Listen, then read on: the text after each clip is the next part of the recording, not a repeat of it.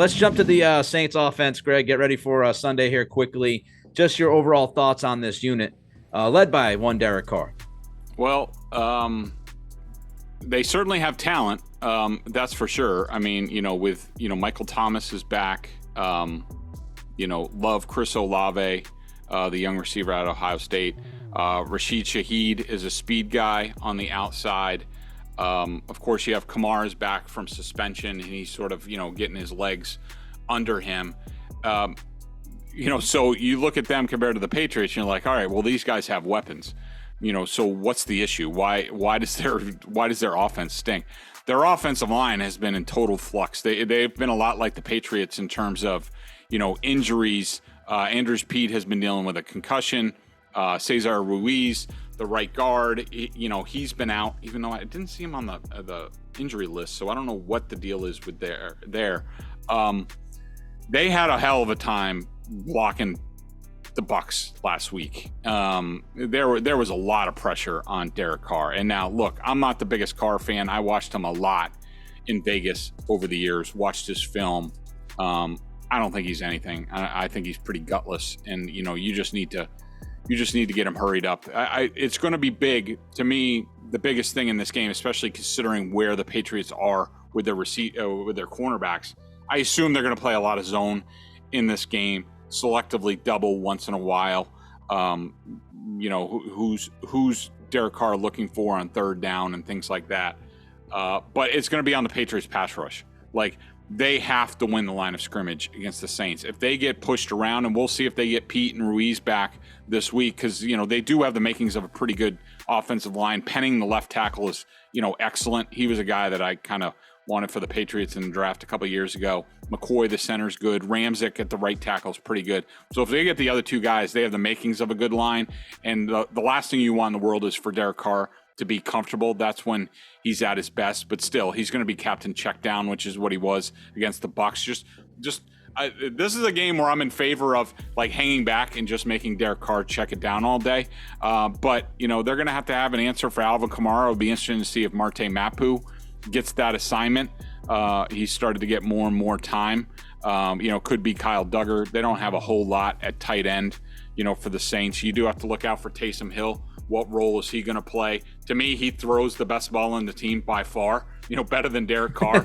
And when they need to throw, it's almost like they put Taysom Hill in, and they're like, all right, drive the ball down the field. And Carr's been beat up. He's dealing with injuries. So, look, to me, it's the Patriots can't let the Saints get cooking on the offensive line with their run game with Kamara. If that happens, it could be then you have to put more people in the box to stop the run, to deal with Kamara. Then you're leaving Michael Thomas and Olave and Shaheed one-on-one on the outside, and that's not a good recipe for the Patriots right now. Ever wish you could navigate the betting field with the confidence of a pro? Enter Odds Are. They're not a sports book, but they're the sports betting advisor you've always needed. It's like having a playbook for smarter bets right in your pocket.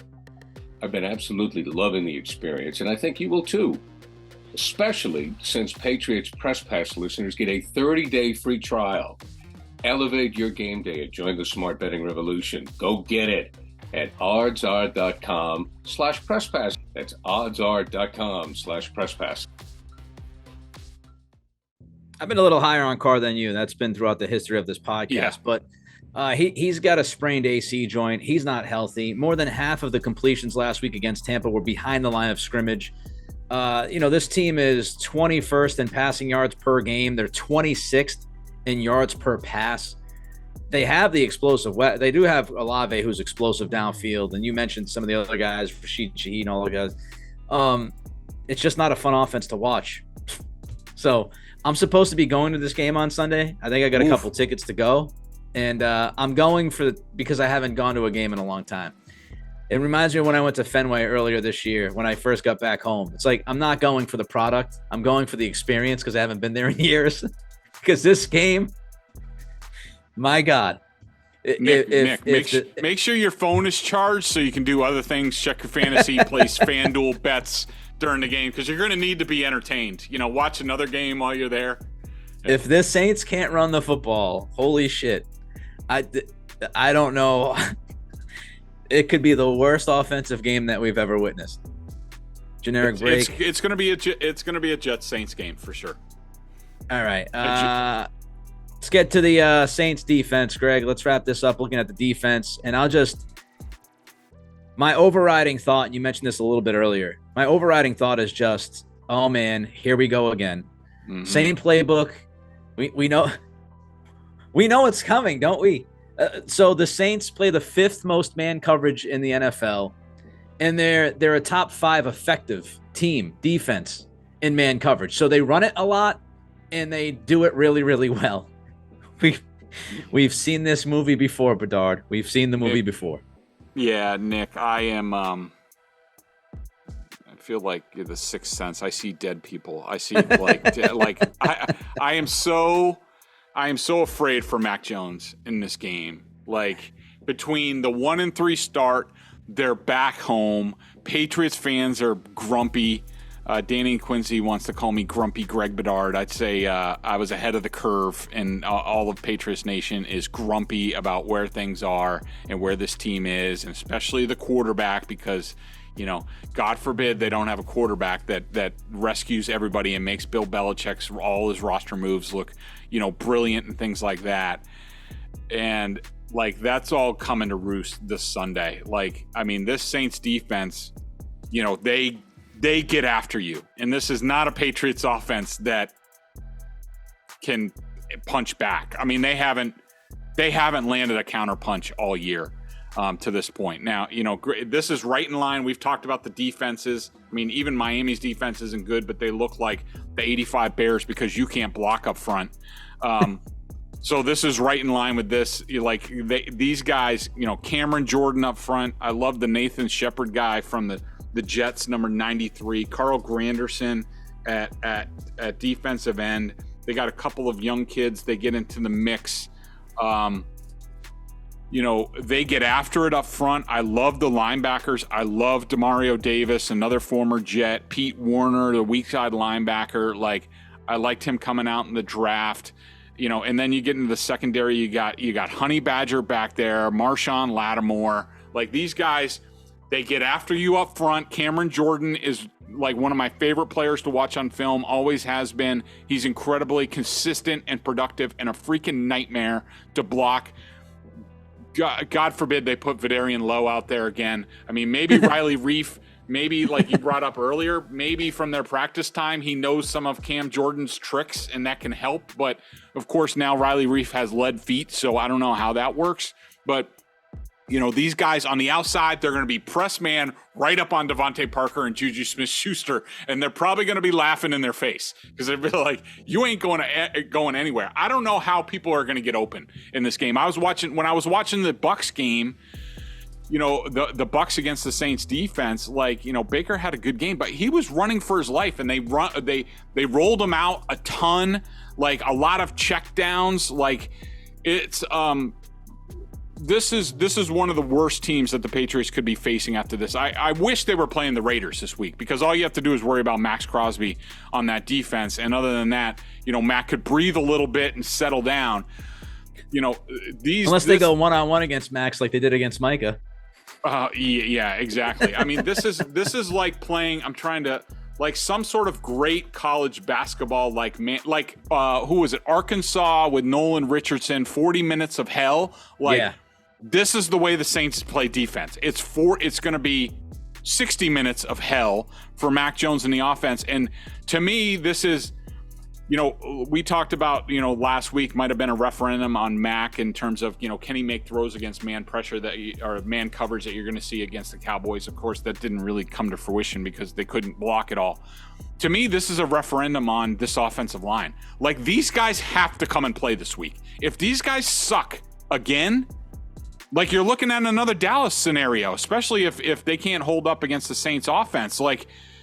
This could get ugly quickly, but this is the pass rush has to come home for the Patriots, and the offensive line, they have to get movement in the running game. They have to protect Mac. I don't care if they keep everybody in the block, not the tight ends because they suck at it. Bring in a 6 offensive lineman or something because the tight ends can't block either. They have to figure something out, or else this is going to be ugly. People are going to be calling for Zappe on the first drive. Oh, God. Nick Cattles is going to be getting up and buying, $18, $15 drinks at Gillette just to drown his sorrows. Like, it could be ugly. Well, that might happen anyway. The CLNS Media Network is powered by FanDuel. Sign up at FanDuel.com/Boston and get in on the action with $200 in bonus bets guaranteed when you place a $5 bet. That's $200 in bonus bets, win or lose. So if you're looking, they don't get a ton of pressure. That's the one saving grace. When you just look at the numbers, they don't get a ton of pressure. They're towards the bottom third of the league in pressure and sack percentage, no stats. They're in the middle of the pack blitzing, and they just. I'm with you, Greg. The problem won't necessarily. First of all, you can look at the pressure rate and all that stuff, like I just mentioned. But if the O-line sucks, the O-line sucks. It doesn't matter. You could play a team that's in the bottom 5 of pressure rate. The way this offensive line is playing, it's still a problem. And then I would also say, this might be one of those games, and I'm telling you, I'm feeling it. It's the crystal ball. Mac is going to end up being like stuck in the pocket for 10 seconds at a time because none of his guys can get open. And guess what's going to happen? He's going to be sitting there. And then he's going to have to make a decision, folks. Do I run with the football? Do I throw it in the third row? Or do I try to just throw it to a receiver and hope he makes a play even though he's not open? Mm-hmm. That's what he's dealing with consistently. And so we've seen this movie before. Unless the offensive line blocks, they get some semblance of a run game. Bill O'Brien comes out, gets a little bit creative with bunch formations and maybe plays Pop Douglas more than 18 snaps. It's going to be the same movie we've seen. It's what it is. Guys, I totally agree. I think we're going to see a lot. There's going to be a course correction from last week where Mac got out of control, didn't manage the game. He's going to overmanage the game, and people are going to get mad. He's going to be throwing the ball at people's feet. He's going to be throwing the ball away, and I'm going to hear the boos. But you and I already know what's going to happen. Like, nobody's going to be open, and people are going to take it out on Mac Jones, and he's going to be running for his life. Nobody's going to be open, and instead of trying to make a play like he did last week, and he lost big time, now he's going to chuck the ball out of bounds, and people are going to start to boo. Before we get to the pick, I'll just say this. Because it's going to be, like you said, it's going to be a referendum on Mac. Everybody's going to be watching Mac on Sunday. Okay? Don't expect numbers from Mac Jones. Okay, if you think you're going into this game on Sunday and the numbers, like the counting stats, are going to tell you if he was good or not. If you're expecting 250 and 2 touchdowns against this team or 3 touchdowns, I'm telling you, those are unreasonable expectations. The 2 things that I want to see from Mac on Sunday, much better decision-making and habits. Is he breaking the footwork like you've talked about, Greg? The back foot Mac? Is he stepping into his throws? Do the mechanics and habits look better? And is the decision making better? This is not a Sunday where you can say, oh, he didn't put up 250 and 3 touchdowns, so he stinks. I'm telling you, that this offense is not built that way. And against this particular defense, if you're looking for numbers, you're looking for the wrong thing. Nick, I totally agree with you. One more thing I'm looking for, just the W. Like, I think you're totally right. Decision making, better footwork, and just get a win.